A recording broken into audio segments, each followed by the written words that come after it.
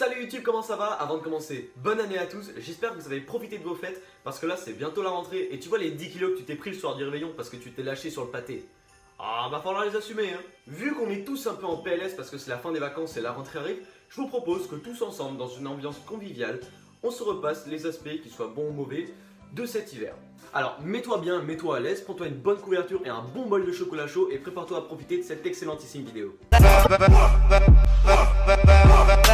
L'hiver c'est cool, il y a la neige, c'est magique, sauf que tu tombes malade, t'as les lèvres gercées, tu deviens tout de suite répulsif, t'es tout le temps enrhumé H24, donc c'est dégueulasse, tu passes à être un mec extrêmement dégueulasse, et en plus, ceux qui connaissent la galère, ceux qui sont tout le temps enrhumés, vous savez que quand t'es en cours, t'essayes de faire le mec discret, sauf que c'est pas possible, t'es obligé de faire un bruit d'éléphant ta race. Au cas où t'as pas compris, je suis extrêmement sensible au froid, mais j'ai des potes, ils sont clairement insensibles à ça, c'est impressionnant. J'ai même un pote une année, il a eu la flemme de mettre des pantalons, il trouvait ça chiant, et il a passé toute l'année en short. Ouais, juste pour le challenge. En parlant de trucs chiants, en hiver il fait nuit ultra tôt, donc ça te laisse le temps de faire moins d'activités. Et pour quelqu'un comme moi qui aime faire des vidéos, c'est horrible parce que t'as pas la lumière du jour. Et donc tu es obligé de te lever plus tôt pour faire des vidéos, tu es obligé de t'organiser. Et ça casse les couilles. C'est facile, quand tu te lèves, il fait nuit. T'arrives en cours, tu peux pas sortir, t'es en PLS. Et quand tu sors, il fait encore nuit. Tu vois le cercle de la dépression qui se forme? Non mais après en hiver, il n'y a pas que des trucs nuls. T'as les vacances au ski par exemple. Franchement, les vacances au ski, c'est ouf. Tu fais un peu tout sauf skier parce que tu passes ta journée au bowling et à la raclette, on connaît. Mais c'est quand même fun. Personnellement, je remarque deux types de personnes qui vont en station de ski. T'as les mecs sportifs qui se lèvent tôt, tu vois, qui vont bien faire de la piste noire ou tryhard d'un snowpark. Et après, t'as les autres.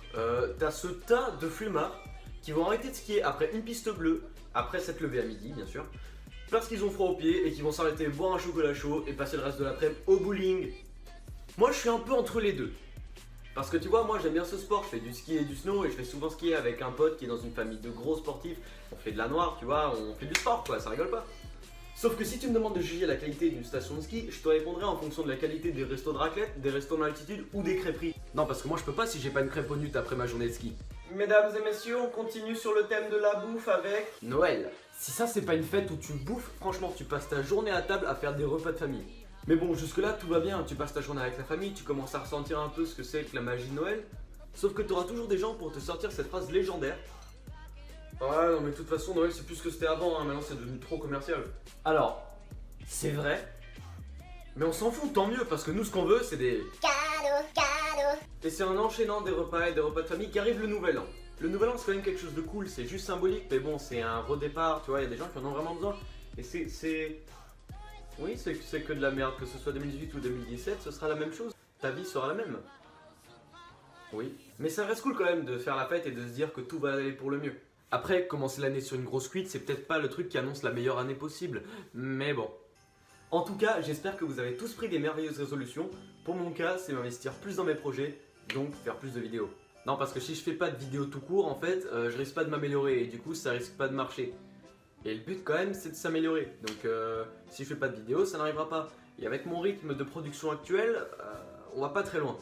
Mais vous inquiétez pas, ça va changer et je vais aller très loin. Et une nouvelle année commence et c'est là où t'as l'impression que t'as fini de bouffer, que t'as pris tes résolutions pour maigrir, pour faire du sport tu vois, pour étudier, pour avoir une année de ouf. Et ben c'est là qu'arrivent les galettes des rois. Du coup tu continues toujours autant de bouffer en fait. Et comme tu te dis que c'est une fête familiale, bah tu vas pas renoncer à ça. Alors je sais pas si dans vos familles c'est pareil, mais dans la mienne on s'arrange toujours pour donner la fève aux petits. Et je me suis demandé comment ça se fait qu'ils se sont pas encore rendus compte alors qu'ils ont la fève à toutes les galettes, tous les ans. Si t'es un enfant qui passait par là, je suis désolé d'avoir ruiné tes galettes des rois. En parlant de tradition, moi qui suis de Barcelone, je vais vous parler d'une qu'on fait ici, en Catalogne. Et je peux vous dire que c'est ultra what the fuck. Voici le concept en très gros, ça s'appelle Carateo, donc chi, bûche, littéralement traduit. Et en gros ça consiste à nourrir pendant tout le mois de décembre, une bûche à 4 pattes, pour finir par la taper à coups de bâton, pour qu'elle chie des bonbons. Ah je déconne pas, c'est vraiment ça, tu verras sur Wikipédia.